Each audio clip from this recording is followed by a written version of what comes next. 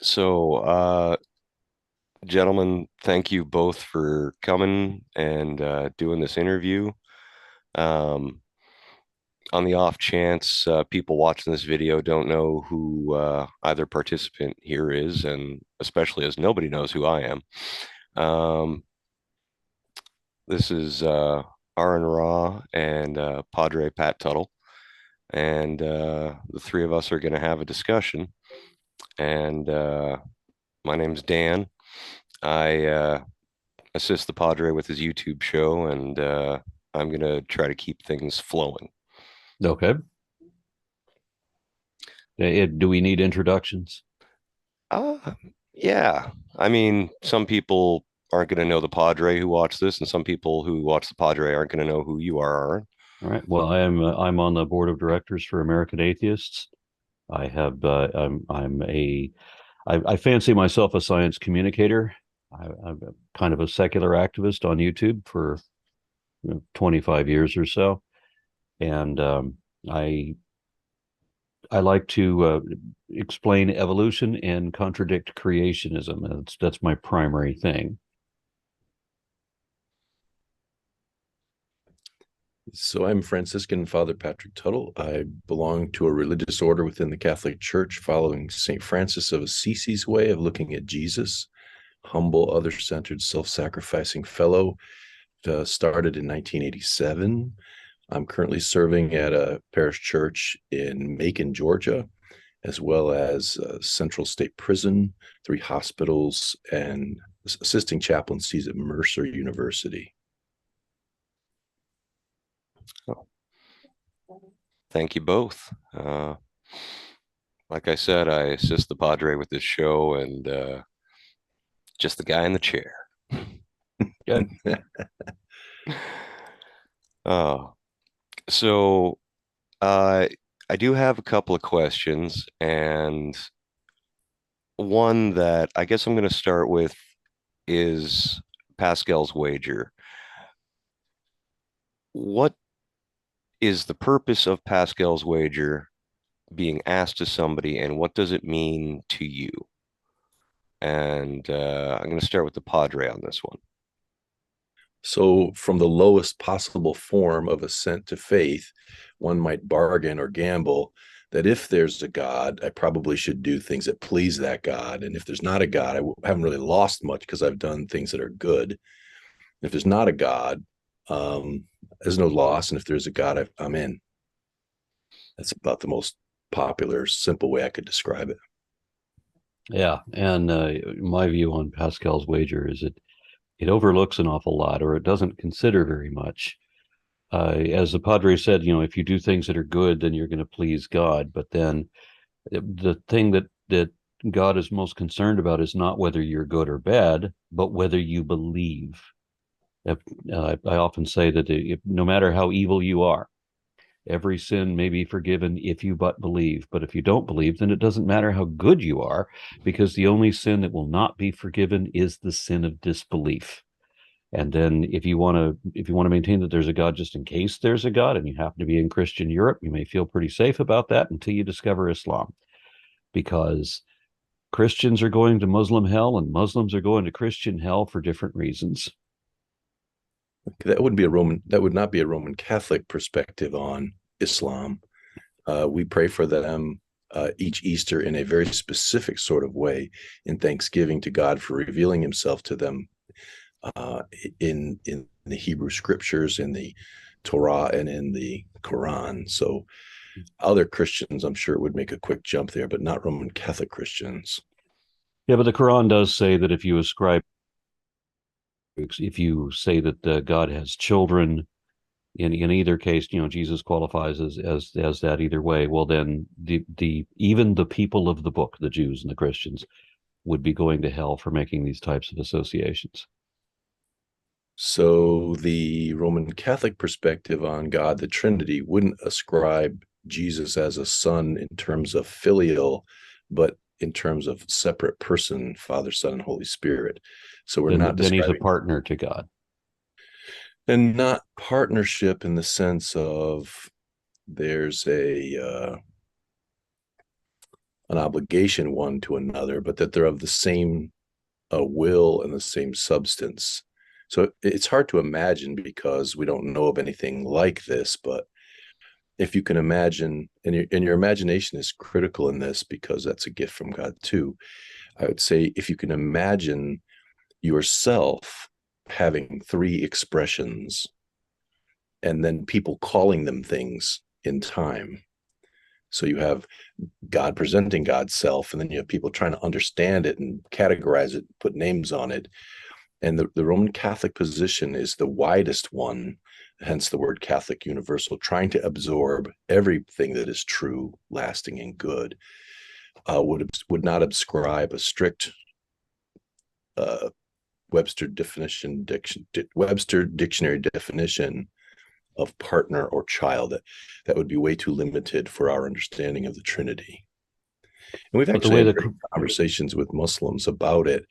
And when they hear us talk, they say, well, we never heard that before. Like, well, the dialogue between Catholic Christians and Muslims is very strong. I'm sorry you're not a part of it. Not well, you, when we're yeah, talking to them. I mean there's quite a history of conflict there too. So I mean they're obviously not on the same scale and everything. One of the one of the foundational points is there is only one God, and Allah is his and Muhammad is his prophet, and Jesus was a prophet before Muhammad, and that's all Jesus was.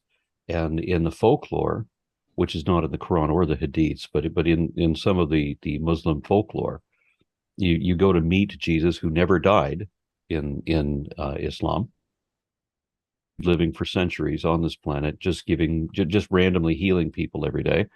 And when a pilgrim comes from Zoroastrian faith to inquire of Islam, he goes to Jesus, and Jesus then referred him to Muhammad. You need to talk to Muhammad. So Jesus is deferring people to Muhammad. Thus, Jesus is not this triune character, and you're fine as long as you just accept Jesus as a prophet and not a greater prophet than Muhammad. But if you make Jesus into a greater prophet than Muhammad, now you're in conflict with the Quran and you are doomed to the hell. Could it Can be I just possible? Sure. jump in real quick? Sorry. Um, this first question led to like quite the rabbit hole. This is kind of fun. Um, I don't know that we're still on Pascal's wager anymore, but Yeah, well, it doesn't make So any sense to believe something to literally thing. sorry, you cut If out you there want to, for a second, Aaron. I'm sorry. I didn't hear what you said. I just Uh, gotta. it doesn't make any sense to make believe something. I mean, one of the arguments that I get as an atheist, I mean, a lot, probably the silliest argument that I've ever heard, and it always comes from Christians who you evoke Pascal's wager, that they want to say that the reason that I don't believe in God is because I love sin, and the only way to sin is to not is they tell me God exists, but that I pretend that He doesn't, so that I can sin. And my thought is these that's people are not insulting. even approaching logic, because if you know that there's an indomitable despot who can see absolutely everything you do and can even read your mind, and that the only thing that really pisses him off is when you don't believe in him, foolish. If you love sin, be a Christian and sin all you want to and just be forgiven for it. If you love sin, but if sin doesn't exist because God doesn't exist, and all we have is secular humanist values, and we have ethics, what is ethical, what is not ethical, and when we do have some description of evil in the courses of what things men do, are you unnecessarily causing harm and suffering and all of that? We do have these ethics, but they are because we believe in humanity, not because we fear punishment. And if you fear punishment, if that's the only reason you're not out, and I've had Christians tell me this, uh, reason that they're not out vandalizing and murdering and stealing is because they're afraid of God. I'm like, well, you go on believing in God then, because you're not a moral person anyway. You look at all these atheists in the world, like Carl Sagan, people who are not Aaron, your mic keeps cutting in and out. Oh, no, no, this might be my end. Sorry. As Penn Jillette put it, he said, I have killed and raped all the people I want to, which is zero, because I don't want to do those sorts of things. And that's the determinant of what is a moral person. Do you care about humanity more than you care about your own selfish greed or what have you?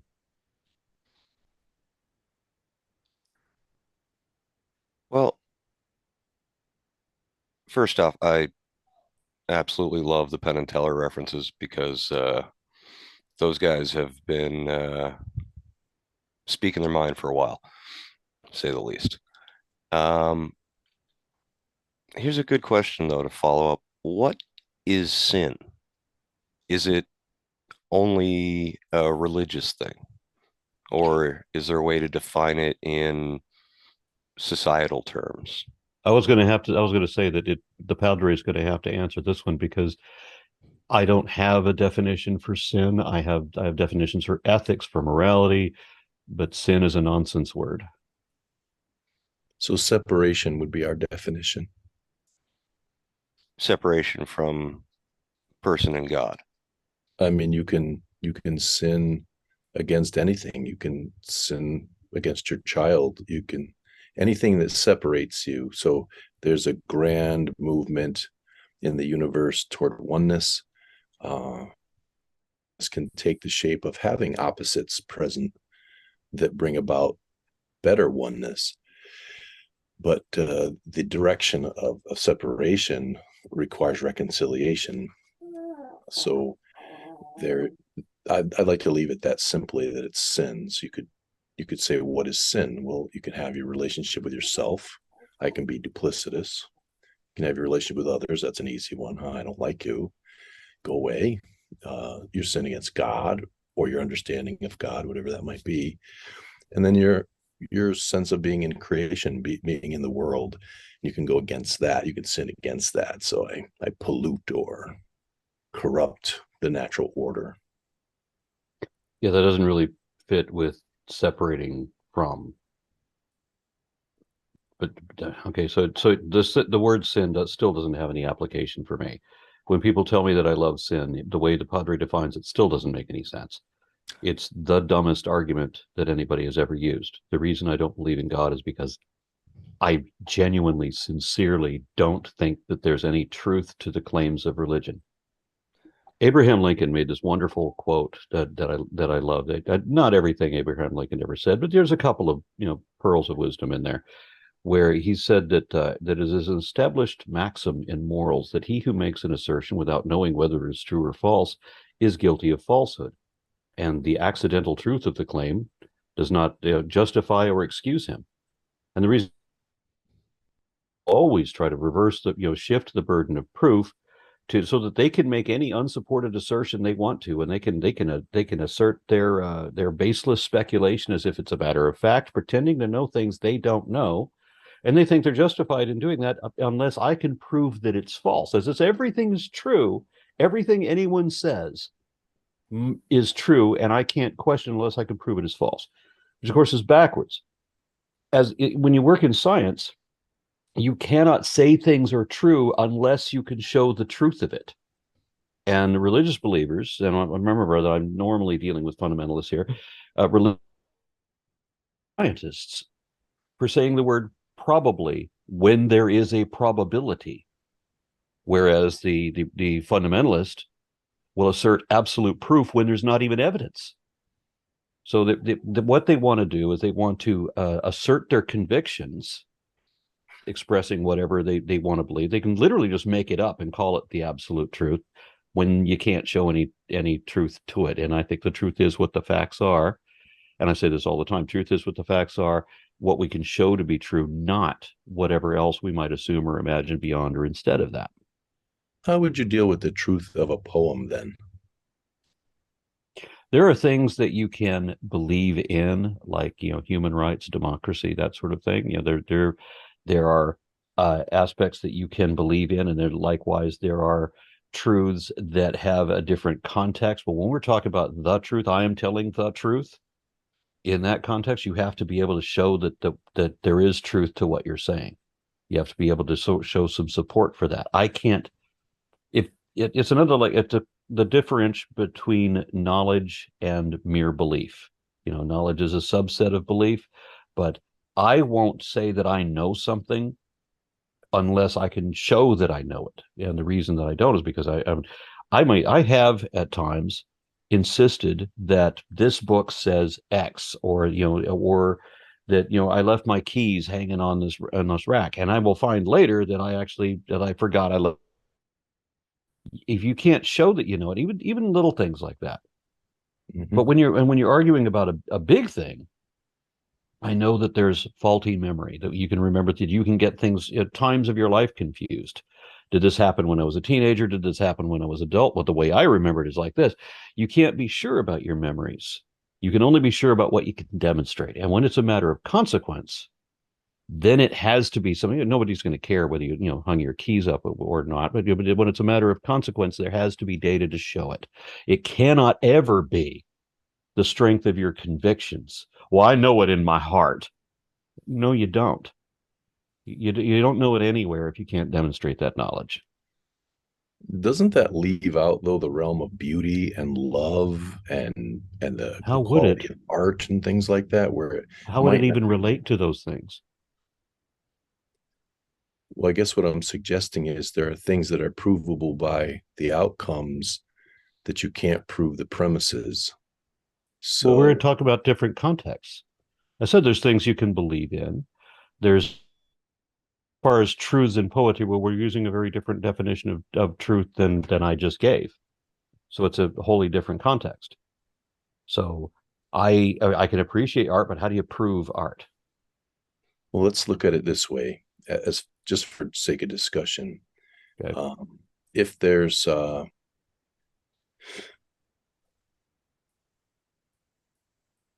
science and what I'll call pseudoscience, the science is you make a hypothesis, you test and test and test and test to see if the hypothesis is correct by experiment, and the conclusion of whether or not something is true is that it every single time acted this way.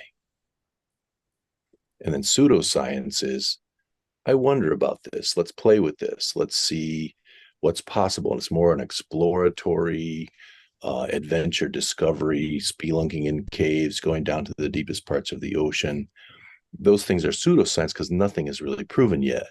But true science has the hypothesis and then the experimentation, which provides a conclusion or says our hypothesis was wrong. The conclusion did not actually result in successive sameness.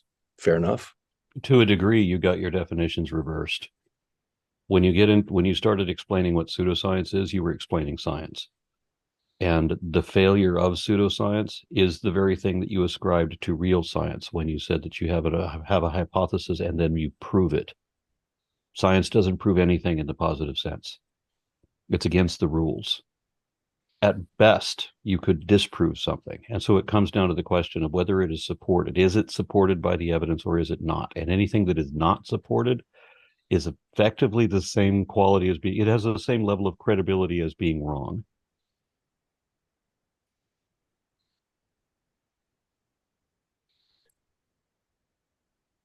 I don't know what to say.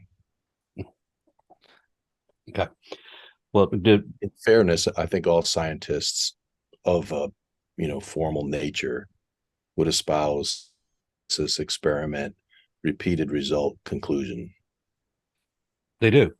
And if it's continuously supported, then you have a higher level of confidence in it.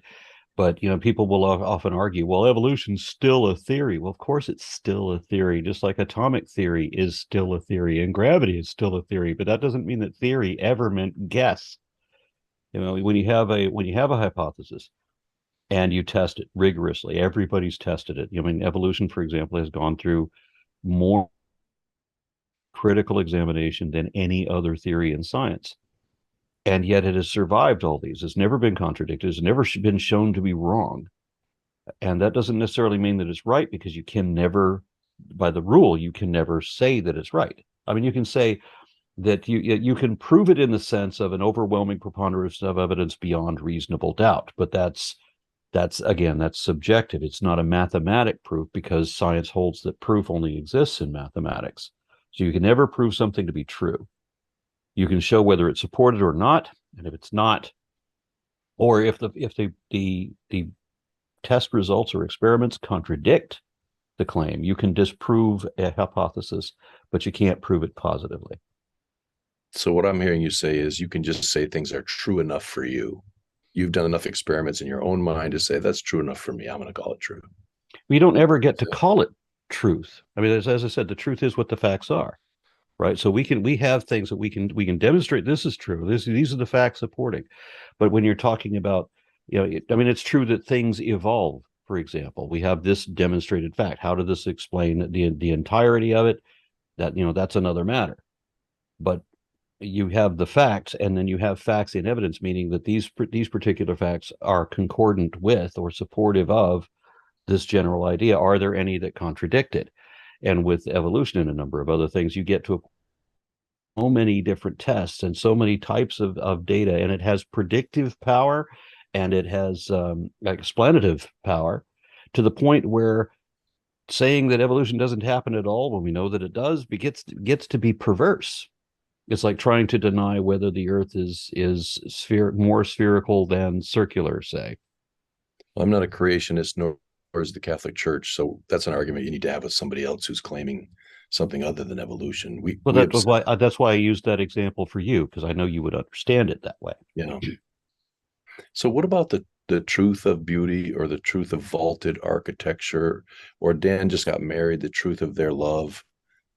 I mean, then we have to use a different definition of truth than the one that I gave, and I honestly don't know what definition of truth you're using. I just kind of want to interject because I think we're kind of a little bit back and forth, and I don't see where we're going myself.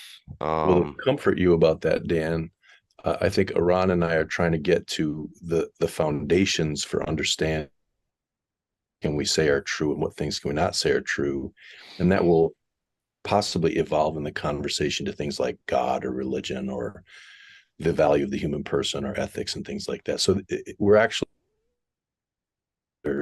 foundational understandings for the discussion, but please take us anywhere you want to go, Dan, because I think both of us are doing this for you. Yeah, well, I mean, I just kind of want to throw something else out there as we're talking about theories. I've always enjoyed germ theory, and I love when people say, "Oh, it's just a theory," and then they wash their hands. Okay. So, I mean, I guess oh,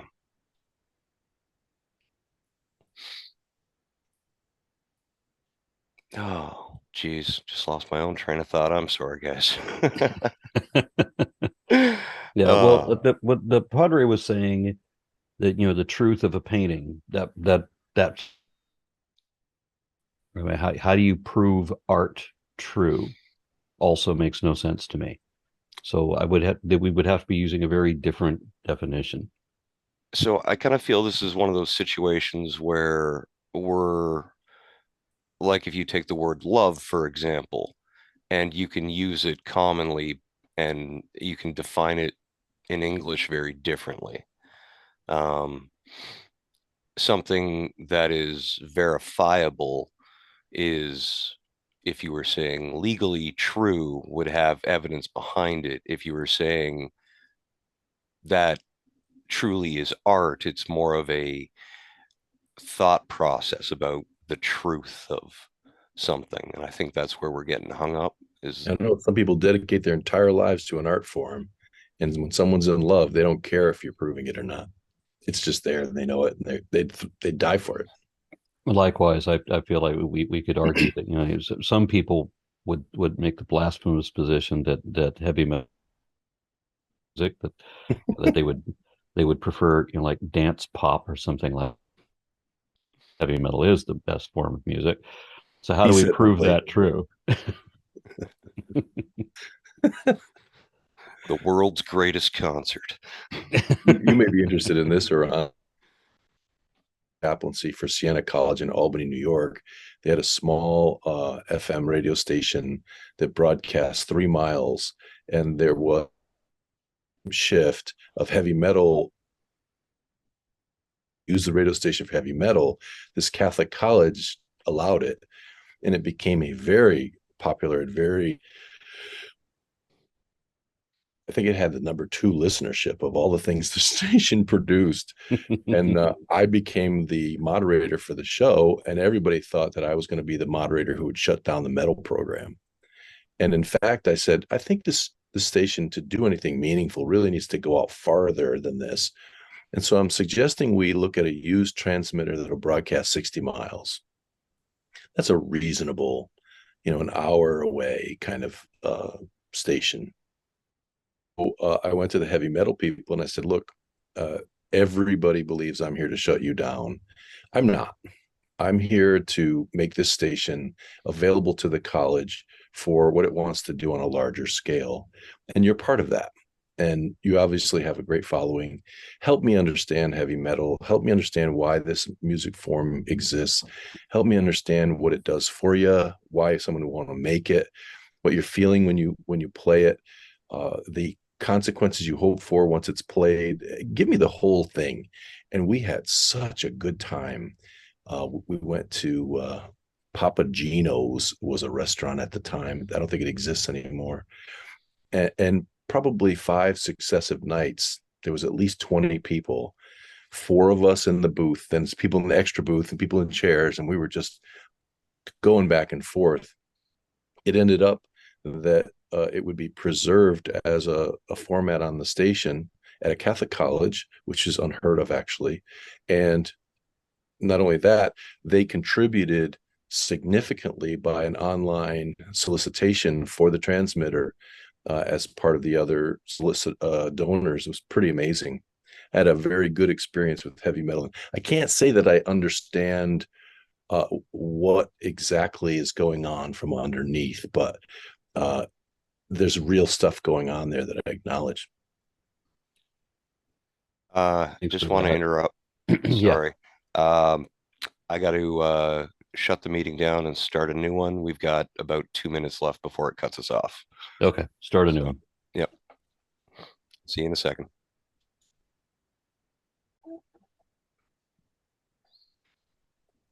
All right. Well, nothing seems to have canceled What the out. Padre just said about explaining heavy metal. I remember back in the 70s, bikers in the 70s were very different than they are, in this decade. And back then, I remember a lot of T-shirts that said, "If I had to explain it, you wouldn't understand it." And I kind of think that explaining any art form. I mean, how do you explain why you appreciate something? Why you appreciate a certain type of art. The backdrops that I use for the abandoned buildings, it's hard to explain how I find beauty in that or why I do. I don't think I understand myself why I do. I mean, But there's it truth certainly in it, seems to right? be it certainly seems to be wasteful, right? To have such a big, beautiful house and just let it go. And yet there's still some kind of appeal in watching that process. I can't really describe it.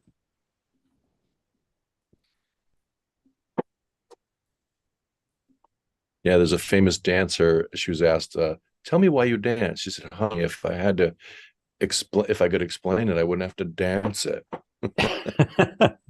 All right. So, Dan, did you have another question? But I think we only did Pascal's wager. Yeah, we didn't get too far. Well, we talked about what is sin as well. Okay. What philosophical questions should you ask yourself from your perspective as an atheist and your perspective as a priest? To understand yourself, what philosophical questions should you ask yourself? One of the big ones is, what is the meaning of life? Of course. Yeah, Is there a God? I never when I first got hit with that question, I remember thinking that's dumb because there's no meaning of life. It's just like It's like when you throw down the tea leaves, when somebody's going to read your fortune, they throw down the tea leaves, or they cast the chicken bones, or they do the shuffle of the tarot cards. It's something that is as completely random as anything can be, but then you're going to read what they mean. They don't mean anything. And the existence when I remember my grandfather when he when I tried to explain to him as a small child that I accepted evolution as a thing, that was his response. Well, then what is the meaning of life? I'm like, what?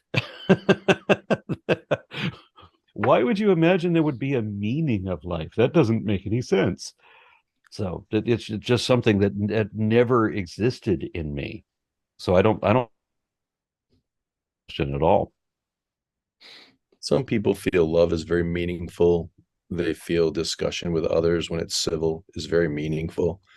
They want to get to know you and why you like those backdrops, that who you are and what you value and don't value is very meaningful. And they want to, at the end of their life, put their hands behind their back. Very meaningful. Whereas if other people live on a very shallow plane, they don't explore or get into love, which is painful and messy, into these things. And so they find it. And as a person who sits next to somebody on a bed as home from our perspective, frequently are wrestling with what they did over the course of their life. And I wish I would have spent more time with my family, or I wish I would have spent more time, less time working, centered. I wish I would have been traveled more and seen things. That's what I mean by meaning is the meat, the juice, the excitement of the back and forth of new experience versus my experience. And oh no, my experience just got expanded. Well, I agree with you on all of those points, but they don't relate to the meaning of life, because the way that the meaning of life is presented, as my grandfather did, if we weren't put here for a purpose, and I see, we believers often have this fixation with purpose.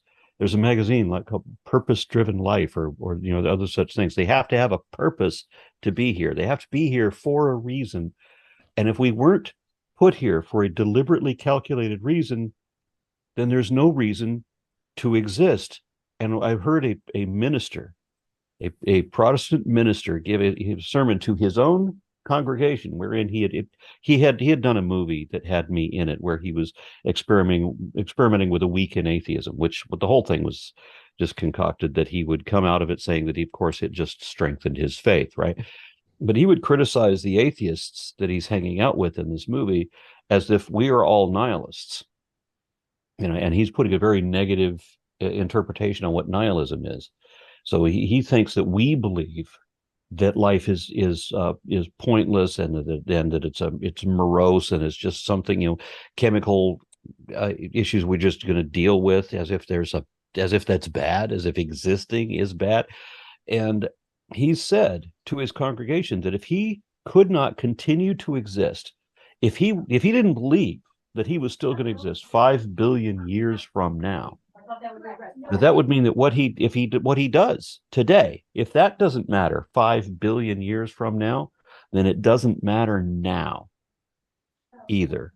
And he said that if he couldn't continue to exist for absolutely forever, then he told his congregation that there was no reason to minimize suffering or prolong life or to do any good. He was the most nihilistic in the terms that he's using, and in this morose outlook. His was the darkest perspective I've ever heard. And he's criticizing me for being what he is, far worse than I ever could be. Pot to kettle over. Yeah, exactly. So, I Um, mean, I appreciate the life we get. We value things that are rare, more precious than life. And when you're talking about this may be more interesting to you. well, I think we've gotten a little deviated from the original question. Okay. Um, because it was, what questions to understand yourself do you need to ask? And you don't feel you need to ask necessarily this question for what is meaning in life, but Yeah.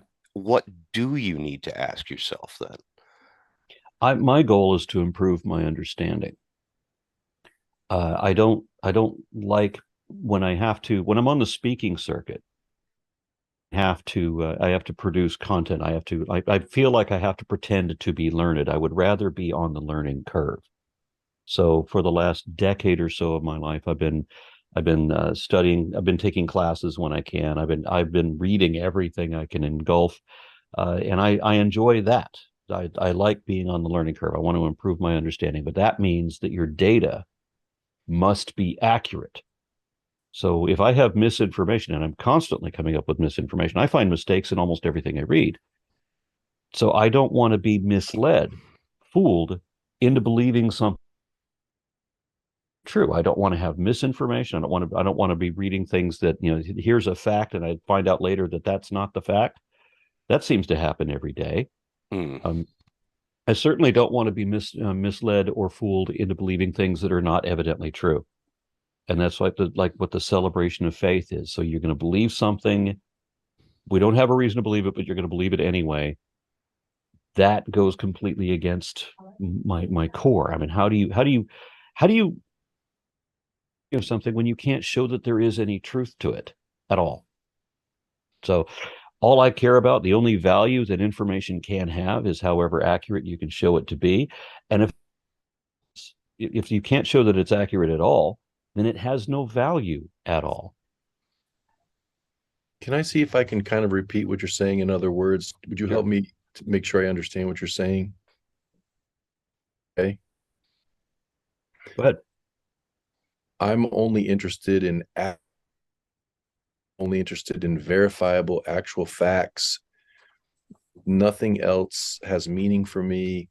I search for where something may be lacking so that I don't get fooled or go down the wrong path. I want to spend my life learning, but I want to do it in a quality way based on real solid facts.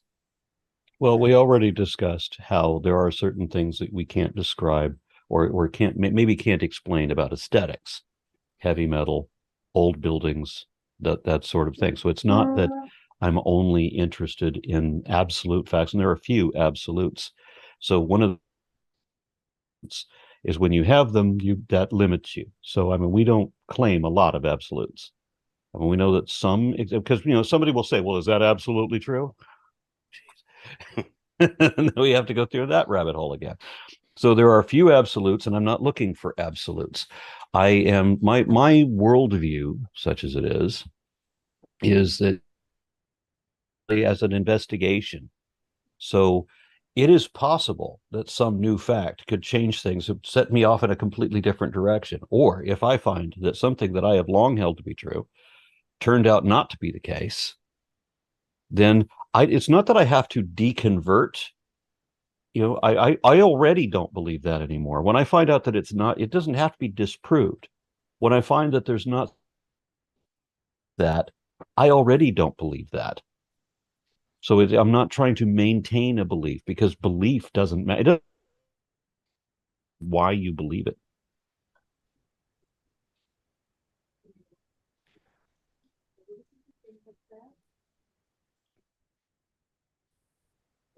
I just thought this question was going somewhere different. That's all. Uh, no, I guess if you could give, hmm, you know what? I think uh, I think just moving on a little bit past this, I think there is no smart guy answer, three philosophical questions you need to know yourself. I guess I was just hoping for something.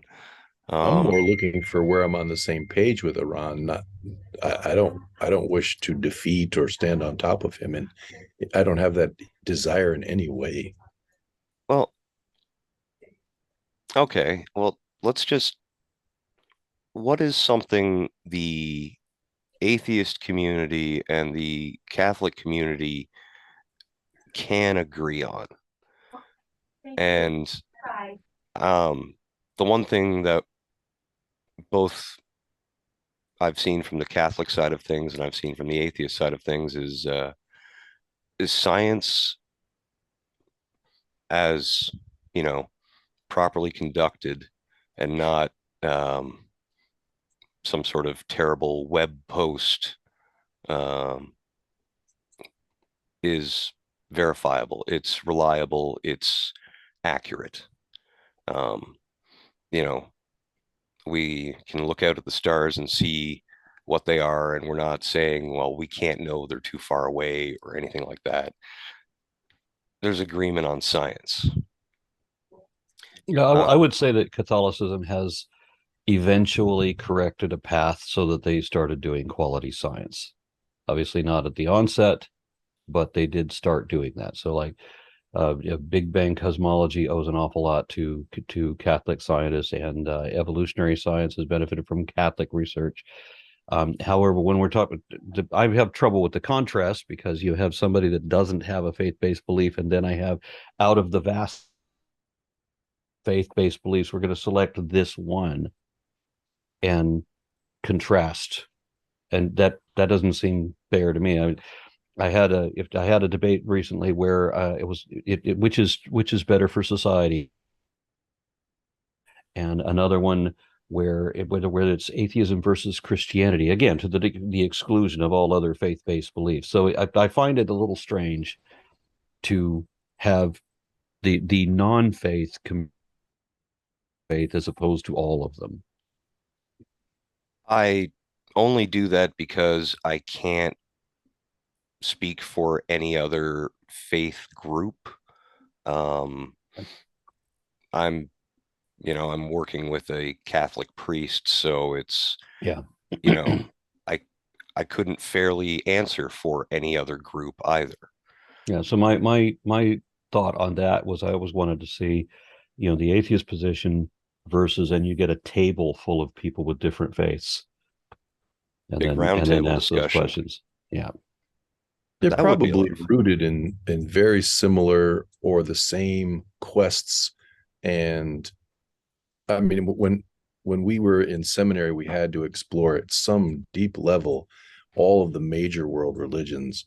And the overwhelming sense we had was how similar we are and how many ways that we were questing after something that was trusting and good. Those were the three things that seemed like foundational values for what folks were going for. And I think I'd agree with Iran about science, and I'm glad he appreciates the many dollars collected by faithful to pay for the quest after what is true, lasting, and good, and how it has brought several of the main tenets, mathematics. I could go into several areas, but don't want to puff it up. Feel You free got to. somebody behind you. I'm just on a Zoom. I want to come tap you. Sorry, I have troublemakers behind me. But I think that for me, it's the definition on what we would agree on related to science would have to include that there are types of science, they're not the same, that there are degrees of scientific integrity, and there are some very wacky practices of science. There are religious sciences that would say you don't share blood. Crazy. I was in an emergency room where a father would not allow an infant child that was going to die to have blood, and the child died right in front of us. And I'm thinking, I'm sorry, but there's pseudoscience, there's crazy religion, there's things that don't embrace common sense truths. So You brought up earlier the difference between science. Stab at that because it's important. Pseudoscience is, remember what I said, that real science is when you don't profess that something has been proven true, right? And pseudoscience will say that things have been proven true. And the bigger difference is that real science is dispassionate. It has to be wherever the facts lead, regardless, and we have to be open to be wrong. we agree on that. Yeah, and whereas pseudoscience, quite different. They are very passionate about it. They are all about sensationalism. It's like the difference between reading an actual article published to a scientific journal and reading the reporter's version of that story that's now been put into a science magazine. So when you read science magazines, you'll get more sensationalism, even in the titles of things. And so this doesn't do a service to science at all. So the pseudoscience is when you put passion, emotion, and bias when the very purpose of science is to remove those things from the investigation. I'm okay allowing them in and the hypothesis side of science, but then I insist and will only accept valid science that does what you're suggesting. Gotcha. So on that we agree. I'm thinking there's got to be a few more things you can agree on too. Like, I think generally human He said the rights are core. He said the core was he wants something that is true and lasting. And what was the other one? good. Good. Yeah, true, lasting, and good. And I can't think of a faith that meets any of those three.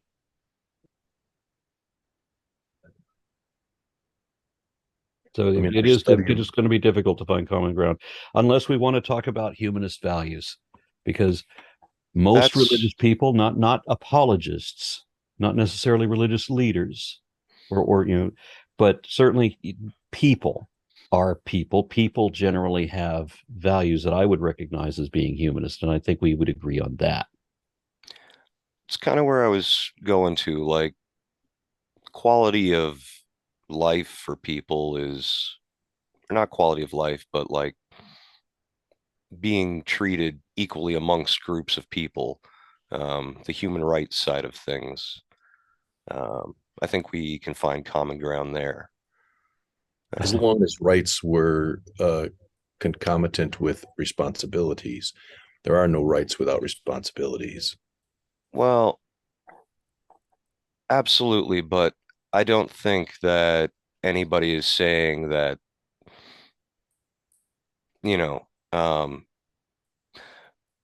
as an outsider to speaking to two Americans, um, there's a lot of talk about racial relations in your country, but I don't think either of you are going to sit there and say, you know, there's a color gradient to justice. Everybody should be seen as an equal partner in your country.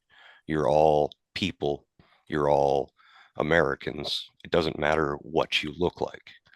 Do you know that in every culture, the darker your skin is, the worse you're treated.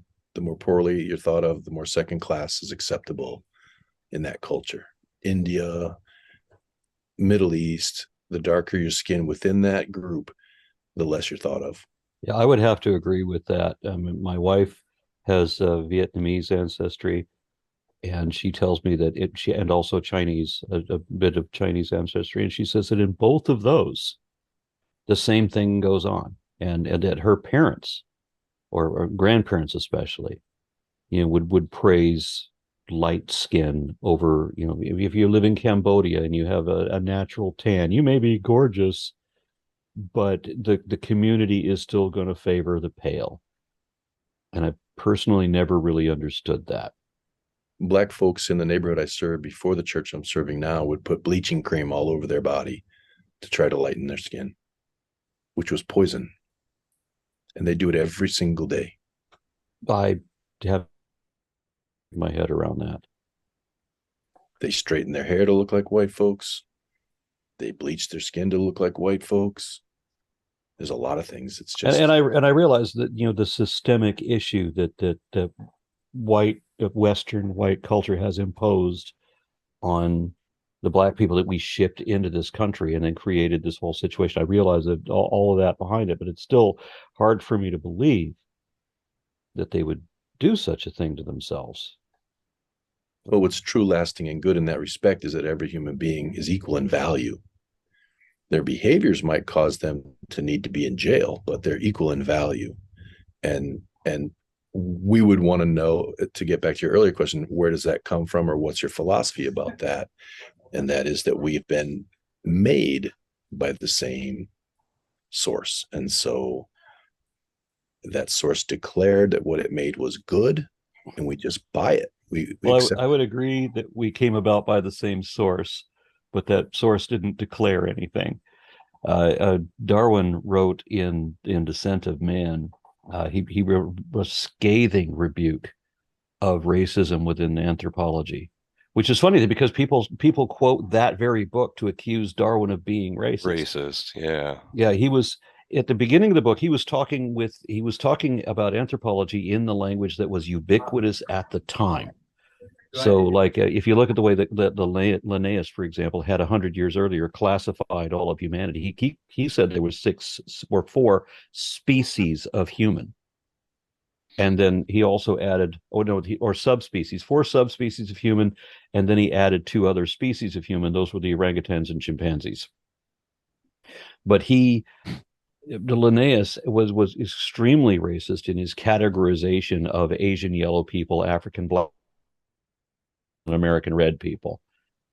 And in Darwin's book, he mentioned, the groups that are commonly referred to as higher and lower, people. And then after that, I mean, he does start out talking like everybody else in his time, but then he starts challenging those very things that he was just bringing up. And throughout the rest of the book, it's more and more egalitarian. And what he said about the anthropologists of his day, Agassiz, for example, who said that there were 6 species of humans, and all these different people would say that there's races. They didn't use the word species; they all used the word race. Whether that was supposed to mean a subspecies or a species was kind of ambiguous. But they all said that there were this number of races, and Darwin went through this list of this guy says there's 61, this one says there's 4, this one says there's 6 or 8 or 10. And nobody actually knows. And so he said you get 2 anthropologists to look at the same guy, they'll classify him as different races if he's ambiguous, because they don't know. When Darwin finally concludes to this, the problem is there is only one race that is alive today. And so it was 16 years later, Franz Boas got the credit for saying that there's only. And that's because Franz Boas said it in a succinct T-shirt type slogan, whereas Darwin took an entire page, this ridiculous paragraph, chewing up the other anthropologists of his time. And I also have a few other. Feel free to come in and do what you got to do. Sorry. I'm just on a Zoom. Sorry. Yeah, no problem. So not my space. I'm borrowing it. Sorry, guys. No problem. I just hope the tenants of this abandoned mansion don't show up and take it. I know. Oh my gosh. You believe in ghosts, Haran? I'm sorry, what? You believe in ghosts? I did once upon a time, but no, I now understand. I've had the opportunity to speak to panels of neuroscientists and also some of the world's leading philosophers. And Daniel Dennett told me that there's no support for mind-body dualism, either in neuroscience nor even in philosophy.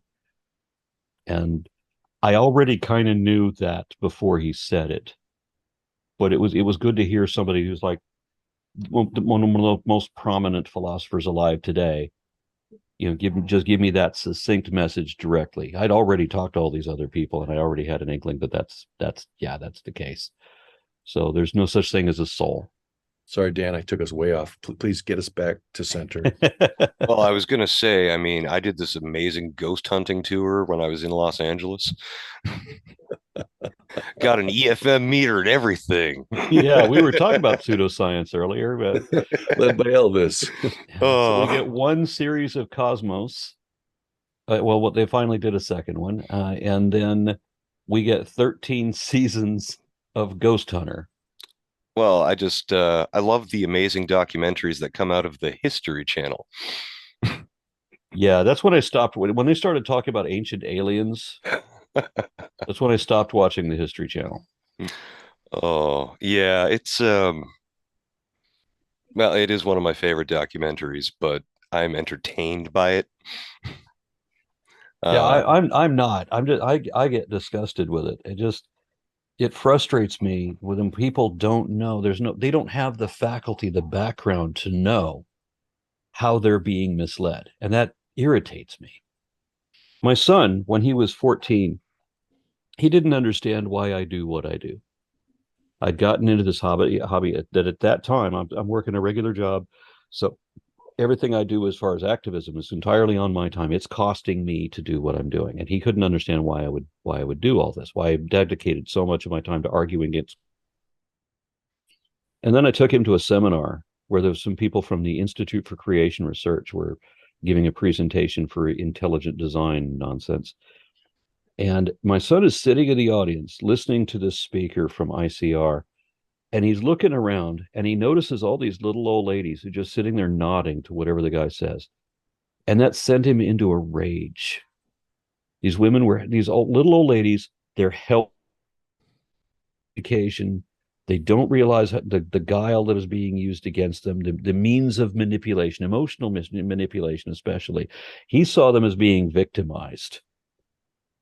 And so when they get to the Q&A thing, where you finally get up and go talk to the speakers, if you like, I found myself immediately surrounded by a bunch of believers. I have like 13, 14 people immediately around me. I can't get to the speaker. But my then very young son just went right through the crowd like a laser beam, unnoticed, and challenged that guy with rage. And I could see my son pointing up to this very tall man, shaking his finger at this very tall man, reprimanding him. And apparently he had absorbed some of the things that I had been studying. So the guy challenges him. So, well, you can't name a beneficial mutation. And my son mentioned CCR5, Delta 32. No, it wasn't that one. He did the I can't remember the number myself right now, but my son knew a number for hyperdense bones. And what was it? Not the myostatin mutation. I forget what it is, but he knew the number right off the right of it. It said, "Well, you can't name a transitional species." And my son goes, "Hesperocyon." So the guy keeps trying to change the subject. He's not going to admit that there is a beneficial mutation. You got to change the subject to another lie. And my son hit him and hit him and hit him. The guy left. Nobody else got to speak to him. He fled. 14-year-old. And people came up to me after and just started patting me on the back for how that into that liar. And my son understood from then on why I do what I do. Well, I think that brings me to one of my favorite questions I've been sitting on here. And I'm just gonna, we've got 8 minutes until I've got to bump off and start again. Okay. But to both of you, what are your favorite straw man arguments? Like the ones that like, oh, Catholics are this and straw man, or atheists are this and straw man. Like, what are your favorites? My favorite is my favorite is, as far as I don't know, the most incensed, most idiotic is the one I brought up a moment ago, where they said that I know God exists. I just say that I don't believe it so that I can sin. That's idiocy on a if you say that, you're so dumb it is, even if I were to explain it. Yeah, so that's one for me. I think mine would be I was in a grocery store and a lady behind me asked me if I worked for UPS.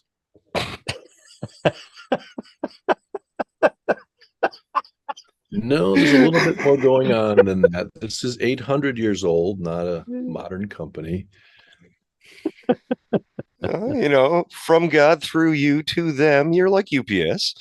What can Brown do for you? So here's one that always gets me. That there was a game show host that was talking about atheism. He says, "Well, if you're atheist, where's your moral barometer?"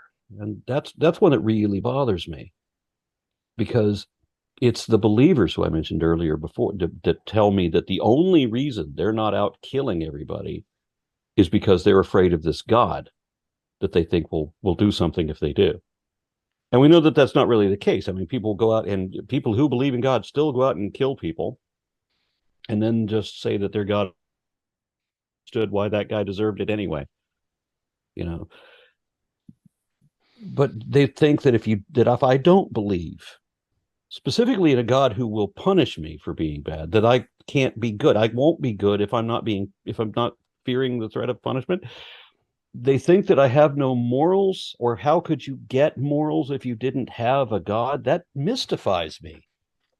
I have morals. I not only have spoken at a number of humanist events, I temple for the specific reason that they have these 7 tenets that are vastly more ethical than what the so-called 10 Commandments are. And I'm okay. I can embrace that. And I don't hold Satanism as a religious belief. Nobody does really, but we do have these ethics, and okay, I can brag about those. But I have my natural. I mean, Satanism is just humanism in black clothes for black metal concert. If you, that's basically the only thing. We have morality as people. It doesn't matter what the religion is, and I think the religion often gets in the way of that. Would you be willing to support that there's good religion and bad religion? Are we talking about white lies versus dark? So religion defined as a system of beliefs that you adhere to. By the way, I'm missing lunch. As you can hear the bell, I'm missing lunch for you people. Sorry, Padre. Yeah, and I'm Pavlov's dog. I'm salivating when the bell rings. I won't hold you. I won't hold you. I appreciate the question, but I don't see how believing something that is not evidently true can be good. But if religion is defined as a system of beliefs, there may be quality systems of beliefs and poor quality systems of beliefs. I think you've said a number of poor quality systems of beliefs in your descriptions of how you pursue what's true. So would you be willing to say that there are quality systems of beliefs and less quality systems of beliefs would be the highest quality for you? You are doing a lot to explain them and hold them and give them to others for their benefit. Well, if we're talking about ethics, I said earlier there are things you can believe in, like human rights and democracy and such. But I don't have beliefs in that same. We would define again the word belief very differently. If we're talking about human origins and so forth, that's not what I would call a belief. It's not something I have to believe. If I have to believe it, then I already this is it. Any belief that requires faith should be abandoned for that reason. Do you believe you're correct? Again, it depends on what we mean by believe. If I say the word believe, it means that I think this is true, but I can't know it because I can't show it. So in that sense, yes, I believe that what I'm chasing is true, but not from the sense that I'm going to believe that. I'm going to defend belief in that, even if it's wrong. And that's the way I see a religious belief. People have admitted to me many times that they're going to keep believing what they believe, even if they know it's wrong. We see that a lot in politics these days. Yeah. Politics is even less rational than religion. Yeah. Agreed. Your country's politics is like very aggressive sports. Yeah, and it doesn't wasn't make always any that sense way, to though. me at all. I mean, politics, like religion, is a moral issue. You're talking about how to govern over people, how to preserve and protect their rights, if you're going to do that at all, right? There are a lot of moral considerations in here. Yet, the politics that I've seen in my country have been grossly immoral for quite a long time and seemingly getting worse. Certainly agree with that. Yeah. Separation of the haves and the have-nots, codification of beliefs that have no basis in truth. The louder, more abrasive person wins. Blah. Blah. That we agree on. We agree on a bunch of things, I think. Okay. All right. Did you have any other questions, Dan? Because I know Padre's missing lunch. Um, well, we've got 1 minute till this ends, so Okay. unless you are both willing to keep going, I think we should just wrap it up. I think we both have things we have to do now. Yeah. Um, just want to say thank you both for coming out and you know, having a conversation and not slinging mud and everything else. Just two people, different ideas in their heads, talking. It's a rare thing on the internet these days. Yeah, I appreciate that. From my perspective, you're both my brothers. So that's where I'm coming from in talk. Thank you very much. And I would feel much the same. Yeah, I just